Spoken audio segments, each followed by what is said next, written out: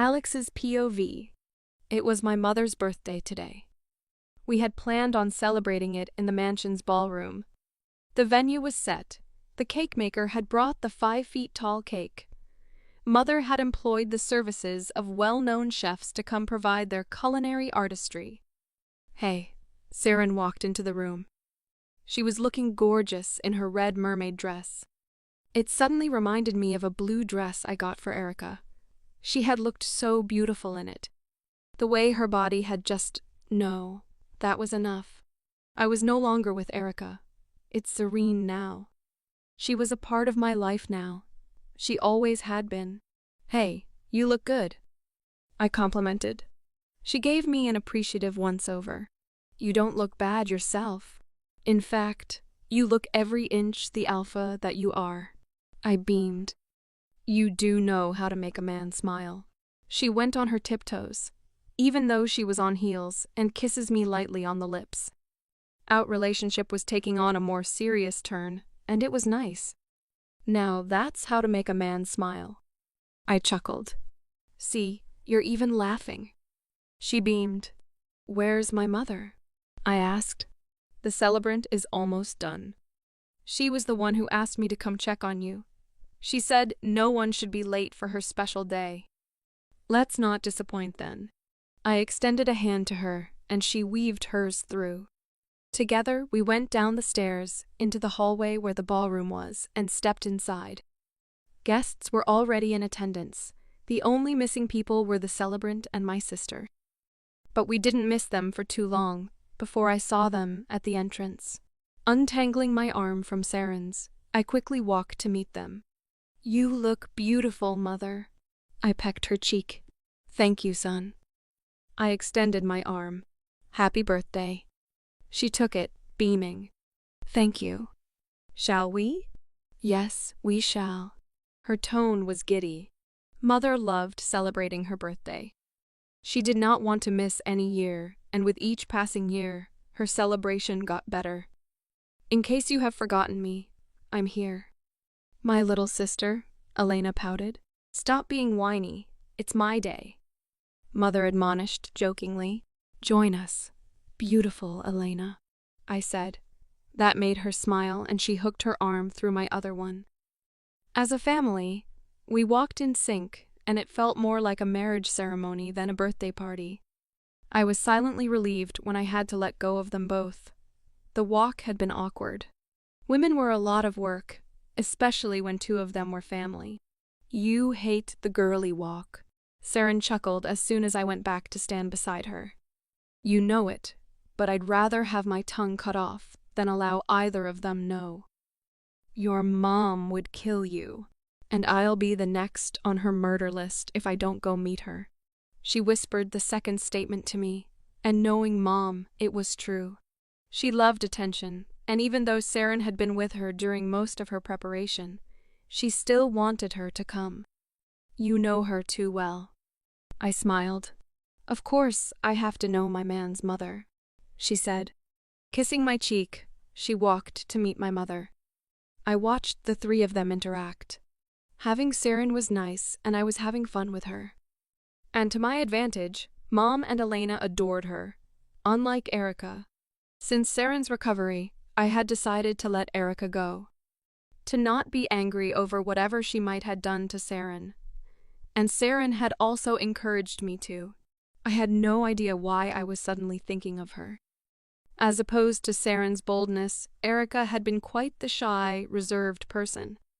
But I could also not help thinking there was this air of mystery surrounding her. It was as though I never really knew her. After our annulment, she had just dropped off of the face of the earth. No news of her or anyone related to her. I did not want her back, but I was curious. It's been 4 days and nothing. Well, it was for the best. A new life for me. Saren smiled at me. I returned it with one of mine. Saren was okay for me. We would live well together. The party went on. I conversed with guests, with Beta Gage by my side. We had settled our differences. I had understood I was wrong in wrongly accusing him, and he also apologized for overstepping his bounds. It was time to cut the cake.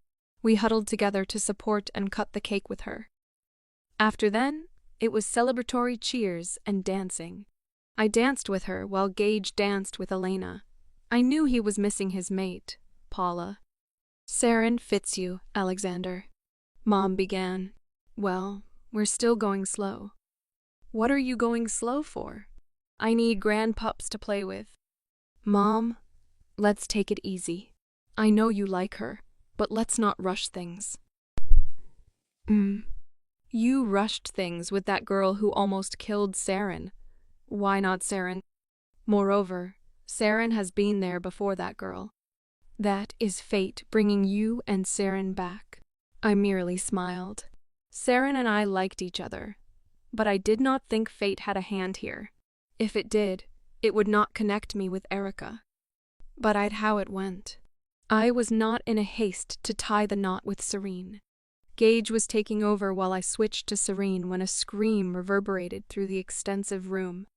Fraught with panic and curiosity, I rushed to where the noise had come from. A body lying on the floor, making a gurgling sound as blood spluttered from his mouth. His neck was slit. A groan and another body fell to the ground at the other side of the room. That was when I saw someone wearing a mask hastily leaving the room. "There," I pointed to Gage, who quickly went after the person. "Oh, moon goddess, have mercy. How can this happen? And on my birthday?" Mom cried in anger. "Everyone, party's over. Guards, escort everyone out of the room and ensure their safety till they're out of the mansion." "It is my birthday, Alex." I was already fuming. I went to her. "Be happy you're alive to celebrate the next birthday. Go to your room. Both of you too," I instructed to Elena and Saren too.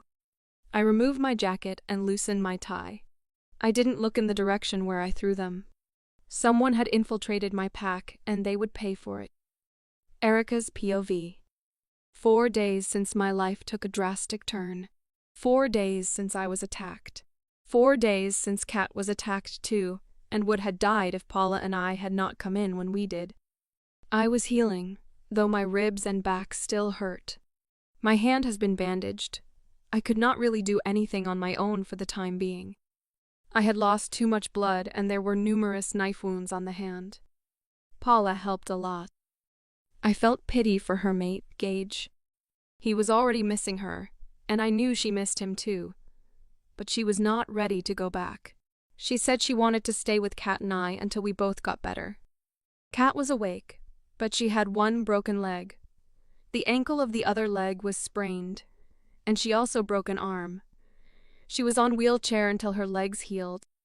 Paula was free from wounds except her back where she had received scratches, and it was not much. We were in my room. Jace had brought in 2 extra beds so we could all have the space we needed due for I and Kat's healing body. I was still not on speaking terms with Jace. "Come and seat, Rika. Stop stressing your ankle." Paula tried to calm me. "I'm stressed already, P. Look at Kat, look at me. Pull your top and observe your back in the mirror. Someone or some persons are after me, and they are attacking everyone close to me, Pauls." I was on the verge on tears. "You said you saw the face of this person that attacked you, Rika." Kat was seating on her own bed. Aside from the pain she was feeling physically, she was also feeling emotional pain. She did not have to talk for me to know she was still hurt over her argument with Jace. "Yes, I did. It was a man. I don't even know him from anywhere." "Are you sure you've not seen him before?" "Maybe randomly," or Paula probed. "I would know if I have seen him before." "Who took his body?" Paula wondered. That was the mysterious part. After I had come to and had explained everything that had transpired at the river, Jace had gone to the river and did not see the body. It made me question if he had truly died, but who would survive a stab in the chest? I had even twisted the weapon as it went deeper into his chest. I felt life go out of him immediately. He was young and possibly around 23 to 24. Blonde hair, eyes the shade of ocean that had stared lifelessly into mine. Jace said he could not find the body when he went to check. It was too early for the water to carry him sway. Moreover, it was not a very big body of water, neither was the current heavy. Who had moved the body? Who was fast enough to come take the body out of there? "And you think Tessira Grigshade is responsible?" she asked. I looked at Kat and noticed her silence at the mention of that woman. Paula noticed it too and shook her head. We were both sympathetic towards Kat. It was not easy knowing there was another woman in the picture, and the fact that Jace had never accepted the bond was just heartbreaking. "Don't stop talking about her because of me. I'll survive. Just do whatever it takes to find the truth," she said. "How are you feeling?" I asked her.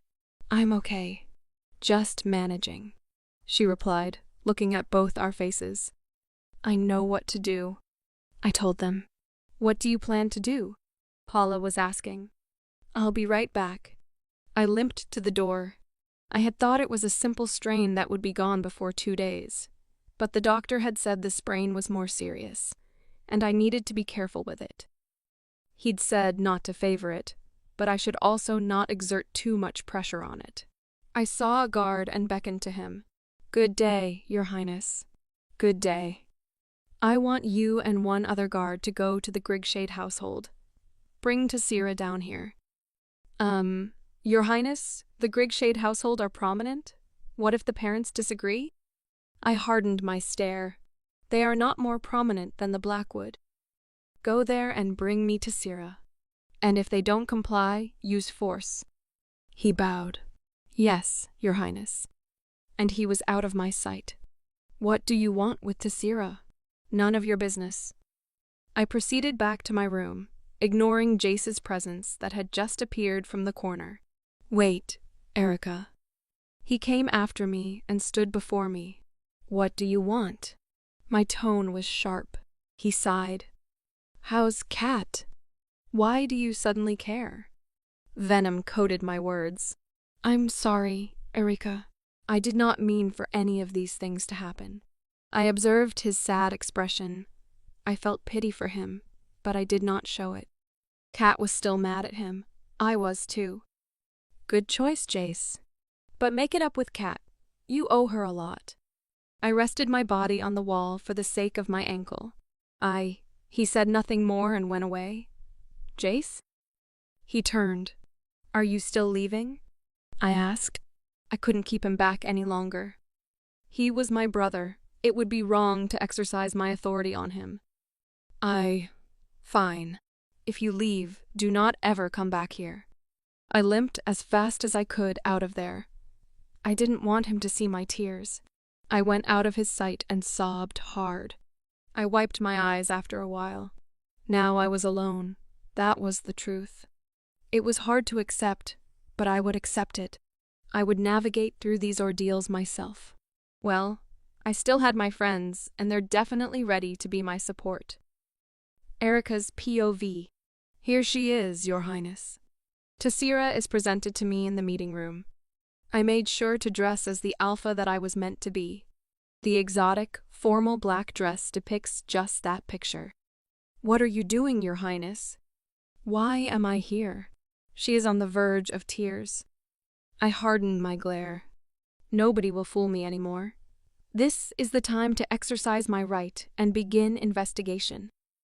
But I need a clue, either living or not. I needed somewhere to start my investigation from. "Why did you send someone to kill me?" Shock expressed itself on her pampered features. What? Cat's got your tongue?" I spat, refusing to take in her clueless, confused, and scared expression. Everyone was a suspect, whoever their family might be. "No. Your Highness, but why would you think I would do such a thing?" She took a look at me. "Your hand is completely bandaged. What happened to you? Who attacked you?" I rose myself from the throne. "Don't test my patience, Tessira. How did you know I was there? And who was that man you sent my way?" She flinched at the fury laced in my words. "I'm sorry. I'm sorry, Your Highness." She sobbed, going on her knees. What are you sorry for? I could not believe it was her. How could she do such a thing? She would regret it. I would make sure she suffered what my dad, Kat, Paula, and I had all suffered. I did not care whose daughter she is. I still called the shots. I was the alpha of this pack. For anything you think I have done, I am sorry. I was only trying to make you feel better. I swear, Your Highness. She hiccuped, choking on her tears. What? I walk closer to her. Guards, raise her to her feet. The 2 guards stationed at the door came to pull her up. I flexed my hand as though I wanted to hit her. She wailed louder, almost fainting. It was such a funny sight, and on a different day, I would have laughed. But today was not that day. "PP, pleasey," she cried, begging. "Just tell me what I want to know." She wiped her nose. "What do you want to know? Who is that guy? Where is he from? And where is his dead body?" I gave her my most stern look. She shivered under my stoic glare. "Dead? Someone dead? Oh, Mother of the Moon!" she exclaimed. "That is not what I called you for, Tessira. Don't get on my nerves or I'll throw you in cell and leave you to languish there." I bellowed. "My father will come to save me," she said, swiping at her eyes. "Your father? Is that so?" "Yes, Your Highness," she replied ever so ignorantly and foolishly. "Have you forgotten where you are? Who is the strongest and most powerful family in not just this pack, but the whole of Fangoria?" I quirk a stern brow. "Blackwood family." "Your family," she responded. "And you think your father—" "A mere Grigshade can stand up to a Blackwood? Please release me, Your Highness. I did not do anything. Who told you where I was? Why did you come with that bottle of wine?" "Your Highness, I was eating when you called. My mother has just prepared the most delicious." "Shut up," I growled, my patience dwindling as I raised my hand over her face and connected it with her cheek. She screamed like a banshee, bawling. I wanted to regret hitting her, but I would not. Whoever poisoned my father did not regret it. That was why they attacked Kat, Paula, and then me. Jace ran into the place. "What is going on here?" Struggling to get away from the hold of the guards, she stretched a hand to reach for Jace. "Your sister is hitting me. I am innocent. I only brought bottle of wine to get few days ago when she was feeling down." "A bottle of wine?" He glanced at me, confused. I had not told him about meeting Tessira Grigshade. "Yes, I offer her a glass and poured myself a glass too, but she refused it. I tried to make her drink it so she can feel better. She ended up chasing me away." "Do you go about with bottles of wine, looking for any sad person to cheer with it?" Jace asked her. I told her I have found her coming out of the forest with you and her 2 friends. I decided to bring a bottle for us to share. It's not like I had any bad intention," she explained, trying to defend herself. "Did you take a sip of the wine?" Jace asked her. I had not expected the kind of questions Jace was asking her, but there were useful questions. Very relevant. "No, why?" She frowned. "Do you not trust me too? I love you and trust you, yet you can't trust me." She burst into another tears. "Answer the question, Tessira." He probed. She sniffled. "I love wines.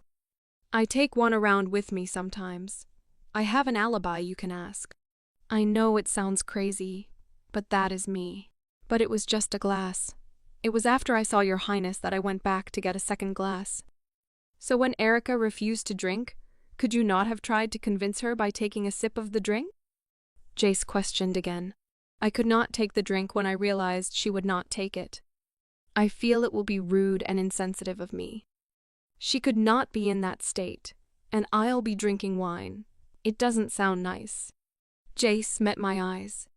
I eyed her in her shorts and yellow tank top. Was this woman saying the truth? If she was, then who had sent that man? Who was he? And how come his body was no longer where it was supposed to be? I slammed my good hand on the table before, kicking the stool at the foot of my throne away. I groaned in frustration. I was back to square one. But what if I was not? What if she was lying? Where is my daughter? A voice bellowed from outside. Elder Hegan Grigshade was here. Erika's POV. Why would you send your guard to come drag my daughter out of my house like a common criminal? The man with silver hair and an imposing frame stood before me. His eyes shone with disappointment and anger. I stared up into his face, looking very small next to his big body. Mind your tongue, Elder Grigshade. I might be small, but I'm still the alpha here. I say with a small smile. Not yet, young woman. You have to make it official. And I will, official or not. I am the next alpha in line, and your daughter is a suspect in my case. Father, please tell your highness to let me go, she cried. Shut up, I ordered her to spite her father. Everyone knew the man to be filled with pride. He was an arrogant man just because he knew he had the wealth. Don't shun her that way, he warned. Or, I crooked a brow challengingly, I knew you when you were just a newborn. Have some respect. His tone was laced with frustration and annoyance. I will not respect anyone. I gritted my teeth, trying to control my fury. Because none of you respected my father when you all ganged up to poison him. I had no evidence to back up that claim, but Dad had gone for a meeting that day with the elders just as he'd told me. Watch what you say, Erika. Don't bring upon yourself what you cannot handle. He wagged a warning finger before. 1. Never wag a finger at any member of the royal family, else you'll pay dearly for it. 2. I will do whatever it takes to find my father's bad wisher or wishers, even if it means bringing down the entire Fangoria. I will never stop. I stepped forward, looking him dead in eye. And 3. It is your highness to you. Are you in any way threatening me? Not a threat, Elder Grigshade. Just a warning, a simple but potent one. I stepped closer. I didn't care who that person was. I was ready to stand up to anyone. I would go to the ends of the earth, move mountains, and kill anyone if I have to. My father's enemies would not go scot-free. That was a promise I was making to my father, the greatest alpha Ironclaw had ever had. He gritted his teeth, his gaze boring into my eyes. Tessira, let's go. Guards, if you let Tessira out of here, I will have you both beheaded. The steel in my voice was enough to make them know it was going to be their folly if they disobeyed. What is your problem? He seethed. Your arrogance, Elder. The stench of it is revolting. This is why Jace would be a better alpha. Women do not understand power. Be careful what you say to my sister, Elder Grigshade. Jace's tone held slight warning. He turned to him. Age regardless, you're supposed to be the alpha. Was that why you sent someone after my life? After you and your daughter's plans to give me a poisoned wine failed? This man was making me angry. I felt like punching his face to pieces. He might be big, but he could never be stronger than me. Never! None of the elders poisoned your father. You young, insensitive lass. He sneered in my face. Who poisoned him then? I sneered right back. Your father never came to the meeting, all right? He never did. We waited for him. Elder Langton called him, and he told us something came up. Wait, you mean to say he never attended the meeting? Jace asked, confusion masking his expression. I was feeling confused, too. Dad had told me he was going for 2 meetings. What about the second one? The second meeting. That was the first one he was supposed to go to. Ours was the second one. This silver-haired hulk of a living, breathing arrogance was saying things that I was not understanding. Supposed to? From a bewildered Jace again. Yes. Elder Langton called him and put it on loudspeaker. We reminded him of the meeting, but he said he was yet to go for the first one, and was not sure if he would even go. When asked of the second one, he said he would not be able to make it. That was when he said he had somewhere else to go. The man explained. He eyed me in annoyance. I didn't even care. He was not leaving here until I was done with him. Did he tell you of this place? I asked. No. He only said it was an emergency, and he would try to fix the meeting for next time. Silence ensued. The atmosphere was heavy with more questions that had no answers, and the stench of the unknown smelled potently. Where had Dad gone to? Who had he gone to see? It was obvious now that he had been poisoned where he had gone to. But how do we find out this place? So you said he didn't make mention of where he was going to? I asked him. Yes, he snapped. And did he care to reach out again? Jace inquired. No. And we did not either, especially after he had told us to adjourn the meeting till next time. I frowned. He preferred to reply my brother than mine.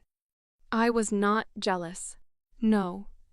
But this man's high-handedness towards women being in power was going to stop.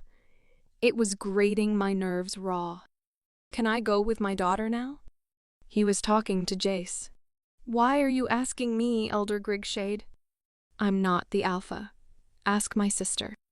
Moreover, she was the one that requested for Tessira, not me. Jace pulled himself out of the equation. Elder Grigshade was trying to put him in. Release my daughter. He faced me. The command in his tone irked me a great deal. I pretended not to hear him. I turned to one of the guards. Do you know if my father had taken any guard with him that day? I'm not sure, Your Highness. But I saw him talking to Fagel to clean the car he was going out with. Maybe you should ask Fagel, Your Highness. He might have driven him out that day. Go call me Fagel, I ordered. Yes, Your Highness. He left, leaving Tessira with just one guard. Release my daughter. He stepped forward menacingly.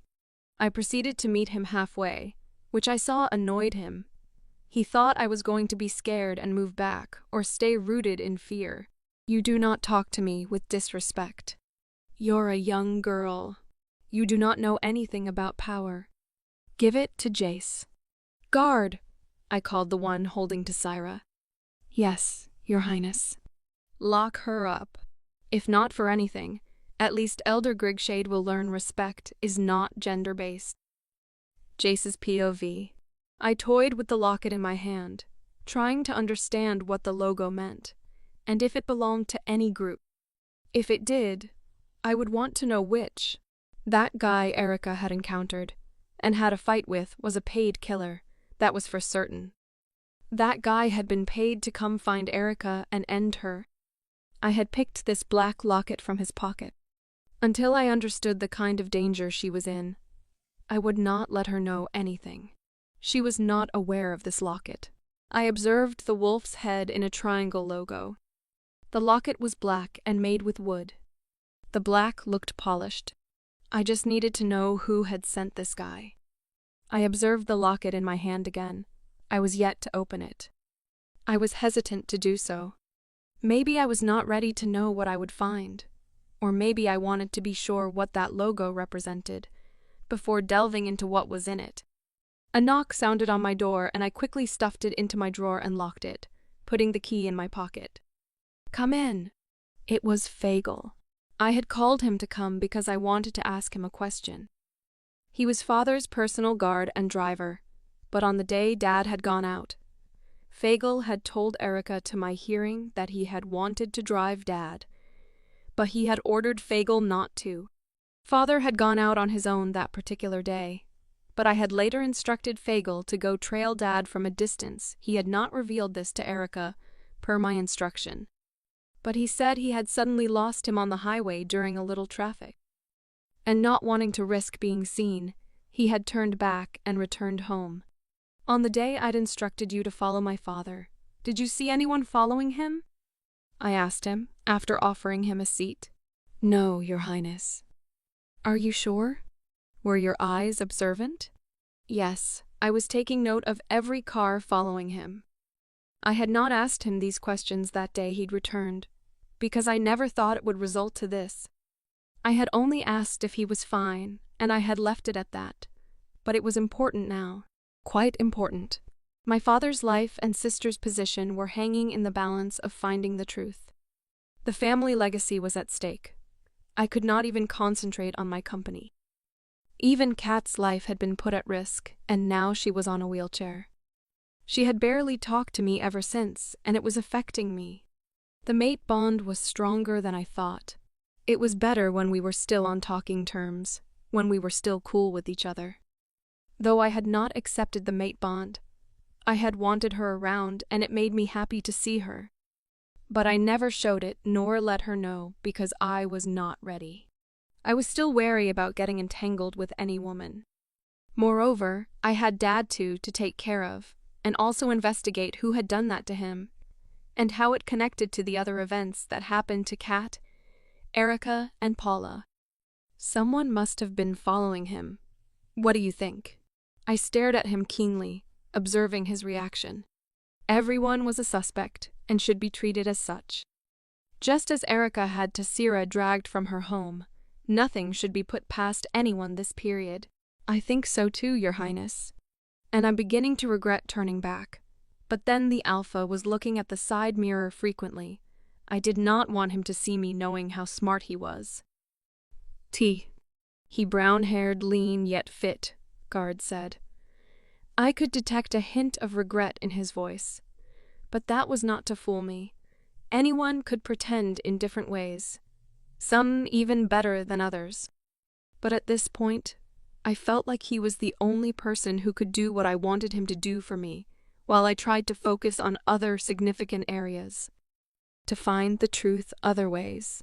Dad used to say, sometimes solution does not come from one source. The other times you've been driving him, have you ever encountered any trouble that looks strange to you? Or any event that has had to make you step in to save him? Dad would never tell us if he had ever gone through problems, and would certainly had instructed Fagel not to say a word. But now, it was important. We needed to find the enemies coming after this throne and our legacy. Not really, he replied. Not really? Is that a yes or no, Fagel? Speak now. This is damn important. I morphed my tone so it was stern.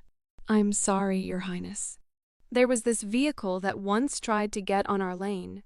It was absurd because the road was clear and would comfortably accommodate 2 cars. But the Alpha did not think much of it and asked me to let them pass. He revealed, Did you see then again? And what's the gender of this person? There were 2 guys and I saw someone at the back, but the glass was tinted and raised. I could not see them. I could only make out a figure. If you see these 2 men, will you remember them? We were going somewhere, maybe. Or it could be a dead end. There was no harm trying. I cannot tell you that I remember them, Your Highness. So when you see any of them, you won't be able to remember any of them? He seemed to ruminate for a few seconds. No, I cannot confidently say yes. I sighed. All right, I have an assignment for you. All right, Your Highness. He looked at me expectantly, waiting to know what I wanted to say. I believe you have heard of what has been happening in the pack for days now.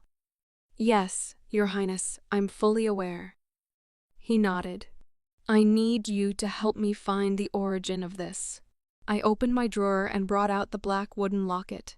He studied it as I held it for him to see. Can I hold it, Your Highness? I gave it to him and watched him as he turned the locket around in his palm. I think I have seen this logo somewhere before. A wolf's head in a triangle. Curiosity piqued. Where? He looked at me. I cannot remember where. It's then his eyes shone with remembrance. That car. What car? It was dangling at the front of car's interior, close to the rear mirror. Alex's POV. Alpha Noir heart of Thunderpaw. Fury ate through every fiber of my being, as fire would burn through dry sticks quickly and intensely. After that incident 2 days ago, that disrupted and ended my mother's birthday party before it even started fully. After my beta, Gage had pursued the masked murderer that had infiltrated my pack. We had come to find out it was Thunderpaw Pack that was responsible. That masked murderer had been sent by the alpha of the pack to infiltrate and kill as much as they could. I had initially thought it was only the person in the ballroom, but I had been wrong. Before I could get to my boundary, I'd seen more dead bodies than I could care to count. Alpha Noir Heart had sent his men to murder my men, my pack members. Innocent lives wasted for no just cause. I would not let it slide. This bloodshed was just too much to ignore, Gage said when he had instructed the men to count the bodies. They had totaled 32. How had they had access to kill that amount in just one evening and no one had seen them? How possible was it? And the deaths had been a sting on my pride and power. This was questioning my efficiency and eligibility as an alpha. I would not let it slide. I was here for war. Posed at the boundary of Thunderpaw, slicing the head of anyone who dared come my way to challenge my presence. I was blinded by my anger and I would not want it any other way. Anger was the drive. Pride was the push. I needed to re-establish my power and authority. Thunderpaw might be the second while my pack was the third strongest. It was not an excuse for Noir Heart to unlawfully infiltrate my pack and unleash undue, malicious killing on my people. I saw him storm out, his hair and eyes both as black as midnight added to his darkly presence. I stepped forward, anger and confidence increasing my pace. He was holding the very dead head of a man. Was that my member's head in his grip? We both met halfway. The power that oozed off of our stances and trembling bodies clashed even before either of us uttered a word. "I've been expecting you, Alexander Robertson of Moon Forest." His voice was laced with this meanness. "And I'm here, Noir Heart of Thunderpaw." I was barely controlling my anger. He thrust the head towards my chest. I reflexively placed my hand on the head, pushing it back at him. "It's yours," he casually said. I growled. "Have I ever crossed my boundary with you, Heart?" "Not until 3 days ago, Robertson." His expression was stoic, his words granite. I frowned. "What do you mean?" It was his turn to growl. "Stop the pretense, Robertson. I, Alpha Alexander Robertson of Moon Forest Pack, would rather die than live a life of pretense. Only a ruler with little to no honor would do that. I am what I am, Noir Heart. Why are you killing my people? Why have you sent your men to cross my boundary and take lives of those under my rulership?" He sneered, then flung the head in his possession to the ground. "That is the head of one of your men that was caught in my boundary 2 days ago. They took 15 lives under my rulership. 4 of your men. I kept one alive for you." He signaled one of his men that had also surrounded my men, ready for war. "Yes, Alpha." He bowed before Noir. "Get me the last of those men we caught on our land." "Yes, Alpha." He bowed and left. What was happening? Noir Heart was one I did not really trust. I had always felt there was something sinister about him. He was always urging for violence and craving for bloodshed. It was no news how he had raided and pillaged smaller packs. I would not put this past him.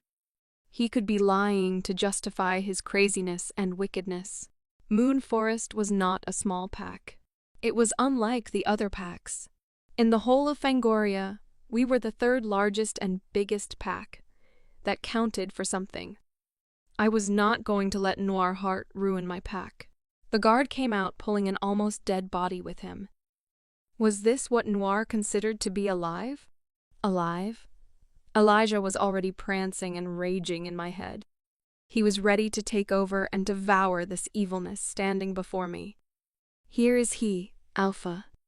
The guard dropped the body next to us. "Go back in position," he ordered. The guard bowed and left to return to his former stance. "This is what you did to my guard?" I was incensed. This was too cruel. They deserved it. Killing 3 of my men and 12 of my pack members? Don't you think so? They did not kill anyone. I growled in protest. You're trying to start a war with my pack, Noirheart. Your infamous personality precedes you, so don't think for a moment that you can deceive me with lies. He growled, stepped forward, and shoved me roughly. I staggered a bit, got back my bearing, and invaded his space before he could see it coming. Lunging at him, my fist connected brutally with his face. I did not stop at the first jab. I kept punching, losing count.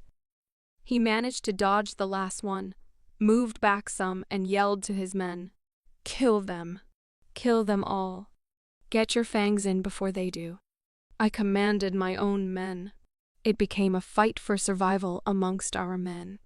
We ignored them, going one-on-one as alphas. Wiping blood from his nose, he circled me. I moved from my spot, circling him too. "I heard you divorced your mate." His grin was sinister.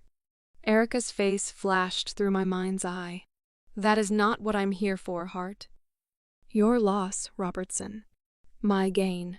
I could not explain the anger that coursed through me in that moment, blinding every sense of rational thinking. I leapt, Elijah tearing through my human form as fangs got hold of flesh. Noir's flesh. Erika's POV. "Why don't you release the girl, Rika?" Paula probed again. For the umpteenth time. I groaned in annoyance, giving her my disapproving stare. "I support her, Rika." Kat nodded from her position on her bed. I shot Kat my meanest glare. She only sighed, clearly unperturbed by what my glare meant. "What are you girls saying? I should just let her go." I could not believe they wanted me to do that. "You're doing this to teach the father a lesson, aren't you? Do it to the father directly and leave the girl out of it," Paula opined. "It is true. Elder Grigshade committed the crime. His daughter should not have to do with anything. It's been complete 24 hours already. Release her," Kat urged further. "Have you forgotten she wants to elope with your mate?" I asked, trying to use that point to get her by my side. How could my two best friends be against my decision? They should even understand the most. They should be supporting my decision, not go against me. Elder Grigshade would never learn to respect me, and if I must get that respect, it was through the thing, or rather, the person he loved the most, and held dear to Syra. This was not even supposed to be part of the discussion E should be having. I wanted to know how that guy's body just disappeared without trace. No evidence that someone was killed, according to Jace. Not even the knife he'd brought with him that had ended up becoming his own death weapon. I shuddered fearfully. Almost close, and life would have been snuffed out of me. A little show of weakness. And I would have been gone. Father's legacy would have been destroyed because Jace never wanted to rule or become the alpha. He would have ruled, but it would not have been with the same drive and passion that Dad had possessed. Not even the kind I was possessing. Ever since Dad had let me know I was going to be the next alpha, I had prepared myself for it. Even when I'd found Alexander to be my mate, Dad had thought it would not work, but had allowed me to, with an agreement form to fill. Now that the plan to stay married had not worked out, I was to return to my pack and take on the royal mantle. There was an agreement my friends were not aware of. I did not tell them. Dad had said if my marriage would not work, then I would rule as alpha of Ironclaw and never fall in love, or have a mate ever again. At the time, it had been an easy agreement to sign. I had never thought Alexander would prove to be difficult and not reciprocate my love. I sighed. Well, that was done and gone. I had agreed, and I just had to focus on the issue at hand, finding the truth. Which was what I was trying to do. I had no proof that Tessira was guilty, despite her father's disrespectful words to me. But if I let her go, I had nothing more. I would be back to square zero. There was no dead body in the river, no trace on how he got there or even who had sent. I was beginning to regret why I had not searched him that day. Maybe if I had searched his body, I might have found something. A clue, probably. Something to help me lead this search. Don't say that, Kat said, intruding my thoughts unintentionally. I sighed away frustration. I'm sorry. I'm not trying to be insensitive and selfish. I'm sorry. Then let her go, Kat said. Are you still angry? I wanted to know before we proceeded with such talks. No, I'm not. I understand how you're feeling at this point. She smiled. I exhaled in relief. Thank you. Now, will you release her? Paula inquired. I sat down on my own bed. Guys, this is not just about her dad exhibiting a crazy narcissistic behavior. What is it about then? Paula wanted to know. Everything that has been happening to us. There's no clue, girls. None at all. We don't know who poisoned my father because there was no driver with him. No escort whatsoever. He was alone, and chosen it that way for reasons best known to him. Now it was Kat. She would have died and we would have no clue, Paula. I stood up to wear out the floor with my agitated pacing again. We don't know who those people were. Yet they knew exactly where to find her. That was her favorite spot, and I used to go there with her. Pack members barely go there, and I don't think those people were from this pack. And if they were sent, someone from this pack had sent them. They might have thought they were going to see me, but ended up seeing Kat. Just Kat. And they attacked her. I pushed the image of seeing Kat lying in her wolf form, almost bleeding to death with broken bones. That particular memory panged my heart, even when I'd heard Paula's scream as she'd been scratched on her back. Barely minutes later, I was at the river. It did not take a day or hours. Another attack came on. They got me this time. I was what they wanted. Only someone from this pack could achieve such feat within a day. How had they been fast enough to notice it was Kat? How quick had they known I was going to be at the river? Alone? To Sierra Kane just as soon as the whole thing with Kat happened, and she was barely gone after I had rejected her wine offer when I was attacked. This is too much of a coincidence to be true, I concluded. I see your point now, and honestly, I do not know what to say anymore. Paula sighed. Her phone beeped. A notification. She opened her phone, and the series of emotions her expression went through in under 10 seconds was enough to halt my pacing and go to her. Even Kat was feeling concerned already. She looked at both of us. She was trying not to cry. What happened, P? Kat's voice shook with dread and worry. She stood.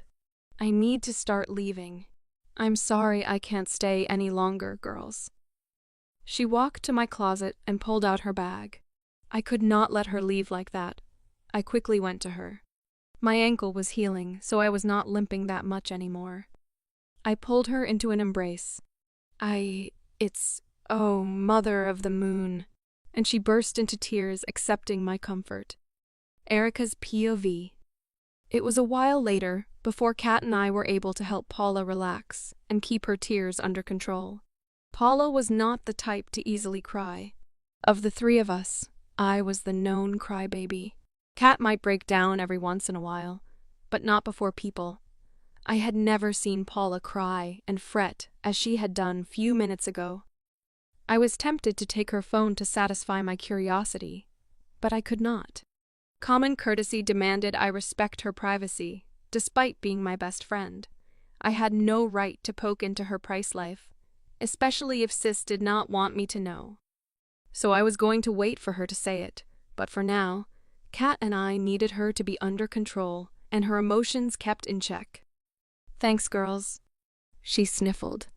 We had gone to meet Kat on her own bed since she was the most wounded amongst us three, and the doctor had said it would take time for her body to heal completely.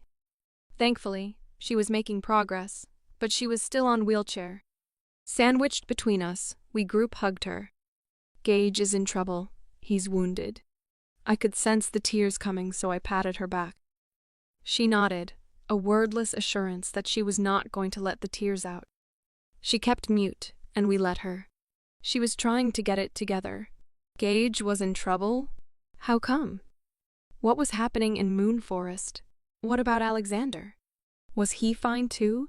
I sighed. He was no longer my concern. I should not care what could or not had happened to him. Was there something going on? No, I did not think so. It was possibly Gage had just had some personal encounter with a wrong person. Alexander was there to help him get out of it. And if he would not, I would do it. For Paula's sake. She was his mate, and I knew Paula would die if anything should happen to Gage. The message was from Gage. He said he's badly injured and would like me remain wherever I was. Moon Forest is experiencing a war, and the roads are dangerous. Said the enemy pack have laid ambush around our territory and would kill anyone who's a member of Moon Forest. Her voice shook, but she steadied it. He said once the war was over, he would come pick me himself. She wanted to say something else, but the tears fell now, restricting her ability to speak coherently. He said if he's alive before it ends? How could the bastard say something like that? He wants to die and leave me all alone. She buried her face in her palms and sobbed hard, her shoulders rocking back and forth with the pain I knew she was feeling. Kat and I exchanged sympathetic stares, as though on cue. We both held her hands as a form of support and assurance. Gage would not die, P. He's a very strong guy. I console. I know, but if Gage could talk like this, who knows how bad his injuries are? I don't know what to do. I think it's better I risked it than just sit here idly and wishing for some sort of miracle. You cannot leave, girl, Kat told her. Why? What are you saying? Can you hear her, Rika? She pointed at Kat, looking at me. She's saying the truth. Only the moon goddess knows how heated the war is. Do you want to step into what you do not know how it started? Or what caused it? The roads are dangerous, as he had clearly stated, meaning the paths you will take. The one everyone knows are no longer safe. I tried to explain to her. You do not know which to avoid and which to take. Moreover, you know if you're around him, you'll just be a source of distraction to him. He won't be able to concentrate on the war. He'll be more worried on saving you and keeping you alive. I finished. She's right, P. You know she is, and also leaving this pack is also dangerous for you. Ironclaw is not safe at the moment either. We are yet to know who the enemies are, and they might have seen the three of us, understand that we are friends, and try to hurt you, or even use you to lure Rika out. Let's just keep safe for now. Please, Kat contributed. I nodded in agreement. Paula looked at us both, then stood abruptly from the bed. It was her turn to wear out the floor of my room with angry pacing. So I'm stuck here? I can't even go to see my mate. What if he dies? More tears fell from her eyes. What if he badly needs me? But he just said, you should stay back and he'll come pick you when he's done. No, I can't. I'm too distorted within to stay. I want to see him and know he's fine. She plopped on my bed in frustration, running her hands through her hair. I had nothing else to say, and when I looked at Kat, she was mute too. Suddenly, she raised her head. Release some of your guards. Let them escort me back. That is safe. I sighed. You know I can't do that, P.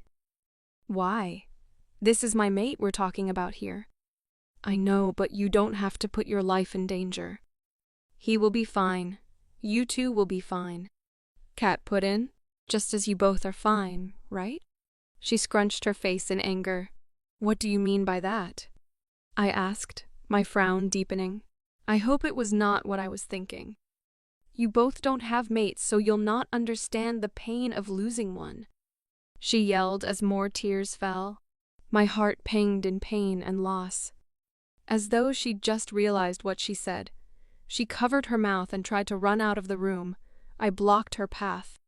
Tears fell from my eyes. I looked at Kat. She bit her lips hard, trying not to cry. Well, if Paula was trying to make us feel the pain she was feeling, she had succeeded. I cannot let you leave. The last time I ran out of a room, I almost got killed. I locked the door and kept the key in the back pocket of my ripped denim shorts. I left her at the door to go settle on my own bed, struggling to keep tears at bay. Paula hit herself against the door and crumpled to the floor, bawling her eyes out. Kat swiped at a stubborn tear that had rolled down her cheek. The three of us were a mess. Alex's POV. I cannot believe this happening. I was confused. I had no idea what to do. The pack was in disarray. Many of our pack members were either dead or injured. Young pups were not excluded. Noir was still insisting we had wronged him. That moon forest had attacked first, but how possible was that? I could not trust anything that shady heart said. He was well known for a lot of things, and kindness was far from those things. Honesty was not on the list either. The fight that had taken place in his pack the day before had been the toughest I'd ever been in. Widely known for his brutality, he was also known not to let go of any fight that had him involved. He would not rest until the pack was no longer in existence, or he plundered and took over. And he was strong. Strong because his pack was the second. The fight had resulted in a lot of dead men from both our end. I'd almost lost my beta. He had given his best and fought as toughly as any strong beta would. But he'd been outnumbered. Even at that, he had held his own until someone had driven a knife into his side. Now he was in the hospital, getting treatment. He was the reason I'd told my men to fall back, and we had to take him back to our pack. I could not keep fighting with him in that situation, almost bleeding out. They would have gotten him worse and killed him. Beta Gage was too good to die just like that, and his mate, Paula, would never forgive me. But when they had attacked in the early hours of this morning, I'd lost more men than I could count, and I knew that this was not a fight I could win alone. But how would I go about it? I needed help, but who would be willing to help me? I was currently pacing my room. I had sustained some injury on my left arm. Noir's wolf had tried to use his fangs on me, but thankfully, I had quickly moved out of the way before he could sink his fangs in and do more damage. The area had been cleaned and wrapped with bandage, but I knew this fight was far from over. Noir would keep coming until there was nothing left of us.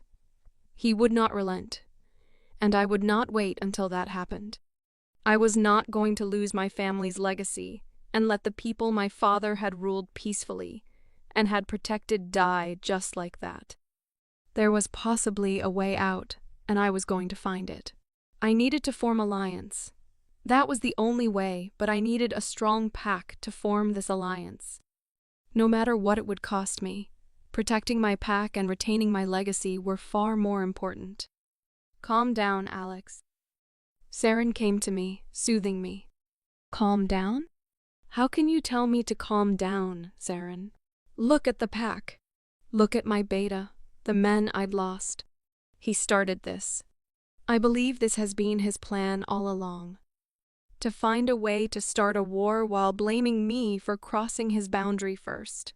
He had probably been eyeing my pack. He wants to pillage and take it as he had done others. I ran a frustrated hand through my hair. My head was pounding as helpless fury coursed through my body.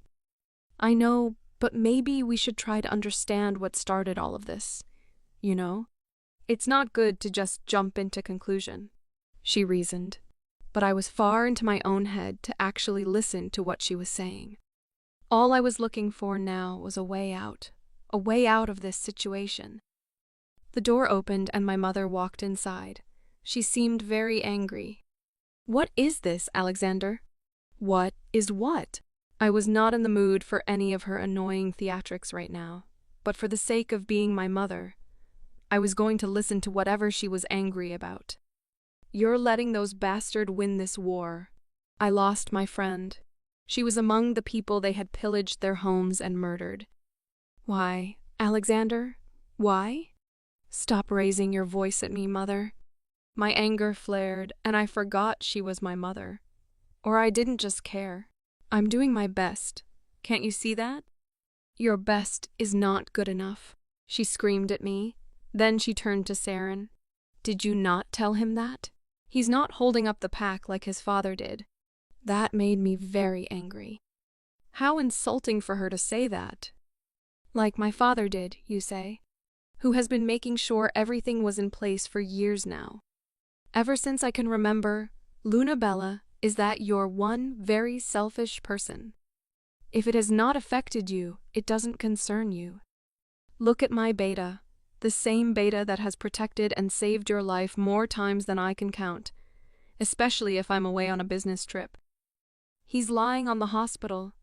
You have never asked of him. How? My words were cut off by a slap to my face. She had slapped me. Elijah roared and growled. Get out. And what will you? Get out.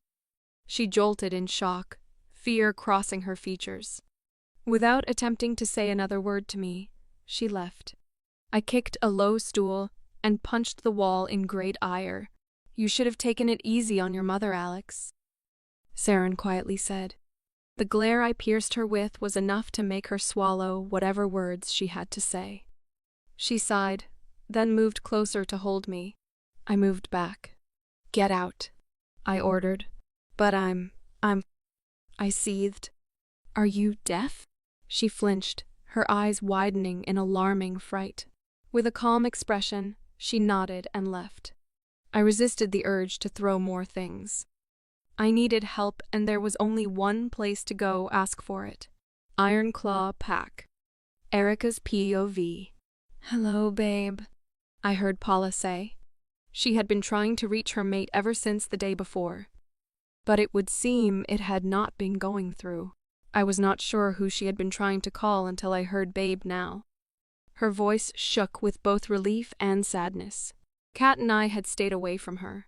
We did not want to receive more hurtful words from her. Moreover, we were still hurt by what she had said. The room had been silent, and the atmosphere was tensed. Each had remained on the bed in their own corner. It was just this morning I had gone to Kat's bed to stay with her. It had stung her the worse. I knew. I was already divorced, and I had accepted the fact that Alex and I would never be together again. But she still had hope with Jace, and I guessed she was still nursing that hope too. If only Jace would have a rethink and stay to save his mate bond with Kat. I did not want her to remain in that mood. I had done my best to stay away from Paula, and she had done that too. I wished the pack was safe for her to leave, or even hers was not currently involved in a war. I would have let her go. But I could not. Not when everywhere was this dangerous. No one knew what was lurking there. Kat could stay here for as long as she wanted. This mansion had always been her home since she lost her parents.